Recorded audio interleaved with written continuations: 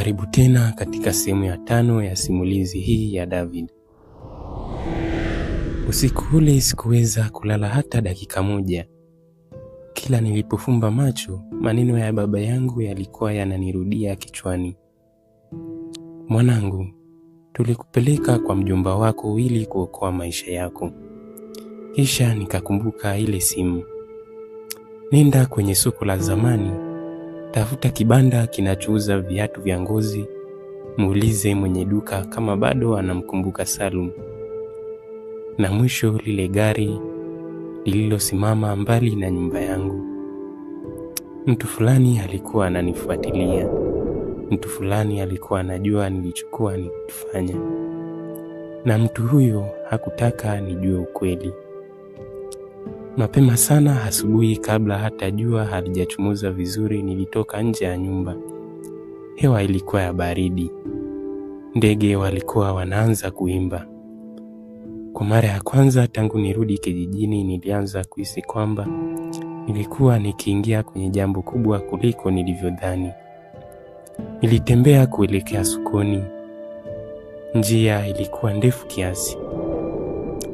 Nilipita karibu na shule yangu ya msingi ya zamani. Nikakumbuka siku nilipokuwa nikikimbia kwenye uwanja huo na marafiki zangu. Nikakumbuka jinsi nilivyokuwa nikisubiri baba anifuate kila jioni.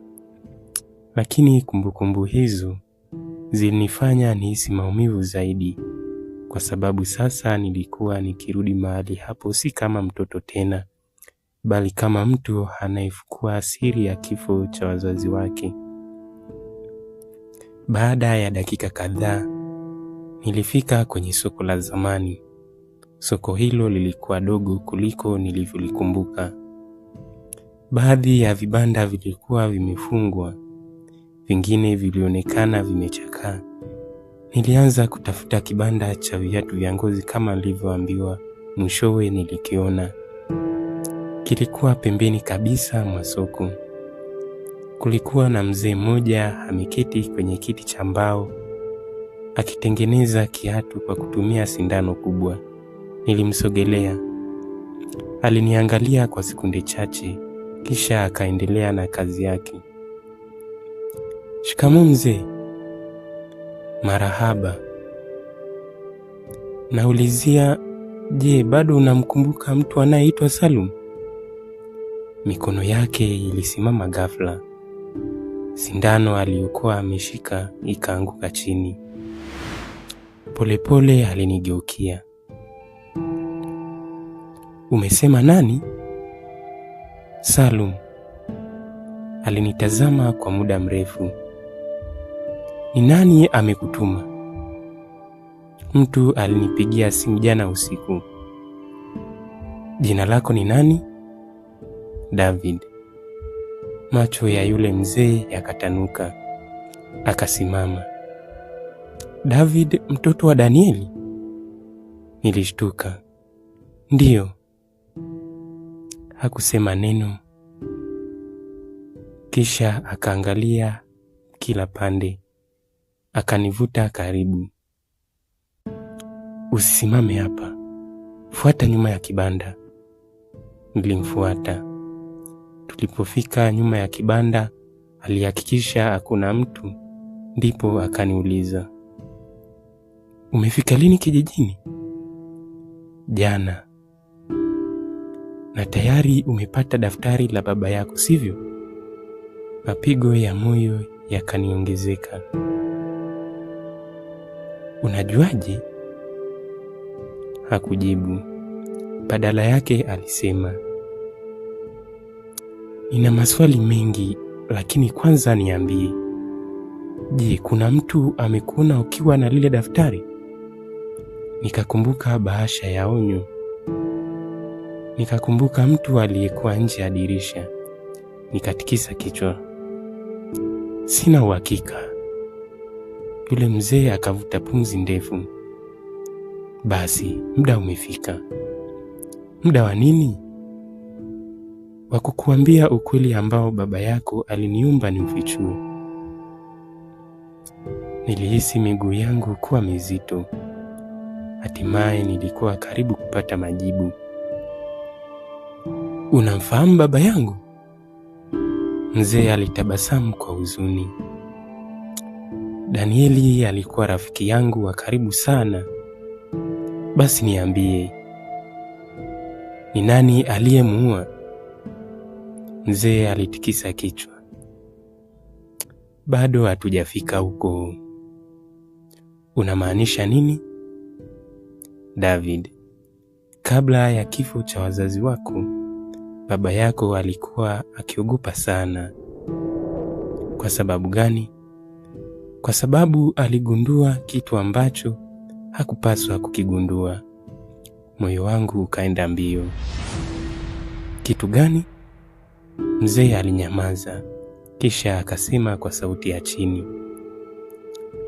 Kuna siri kubwa iliyofichwa ndani ya kijiji hiki kwa zaidi ya miaka 20. Siri gani? Siri ambayo watu wamekufa kwa ajili yake. Nikameza mate. Na wazazi wangu je? Walikuwa karibu kuifichua. Nilihisi mwili wangu wote ukisisimka. Ndio maana waliuawa? Mzee hakujibu. Badala yake aliniuliza, je, baba yako aliwahi kukupeleka kwenye kisima cha zamani? Nikafikiri kwa muda, kisha nikakumbuka. Nilikuwa mdogo sana. Nakumbuka nilicheza karibu na kisima fulani, lakini sikuweza kukumbuka kilikuwa wapi. Ninakikumbuka kidogo. Mzee akatikisa kichwa. Basi ndio mahali pa kuanzia. Mahali pa kuanzia nini? Ukweli.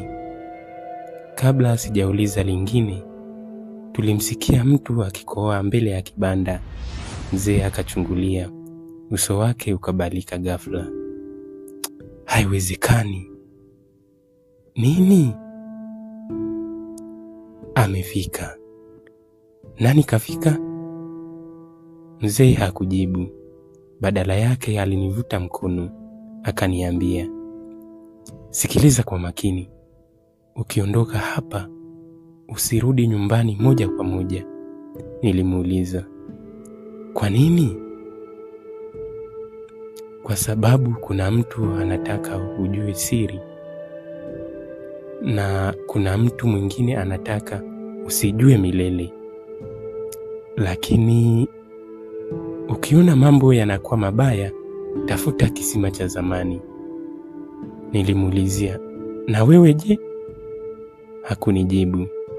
Ghafla tukasikia sauti ya hatua za miguu ikikaribia. Mtu mmoja akaonekana mbele ya kibanda.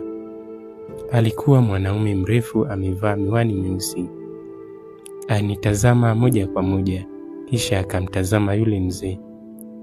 Salum, alisema kwa sauti ya utulivu. Mwili wangu ukasisimka. Nilimwangalia yule mzee. Wewe ndiye Salum? Hakujibu, lakini uso wake ulikuwa umepoteza rangi. Mwanaume yule akatoa tabasamu dogo. Nimekutafuta kwa muda mrefu sana. Salum akaanza kurudi nyuma, hatua moja baada ya nyingine. Ulimwambia nini huyu kijana? Kimya. Salum, mwanaume yule akasema tena. Uliahidi kwamba siri ile ingekufa pamoja na Danieli. Mapigo ya moyo wangu yakaanza kwenda mbio.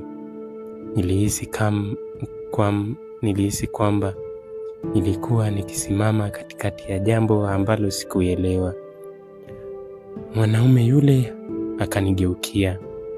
Kwa mara ya kwanza akaniangalia vizuri, kisha akasema, kwa hiyo huyu ndiye mtoto wake.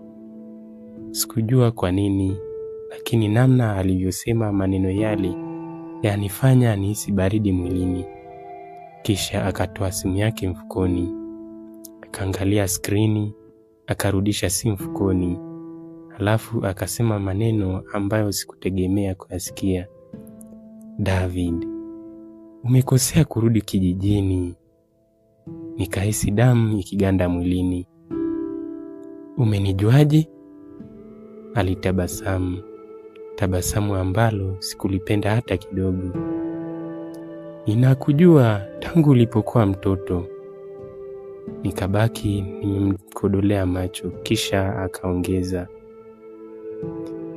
na kama baba yako angekuwa hai leo, asingependa kabisa kukuona hapa.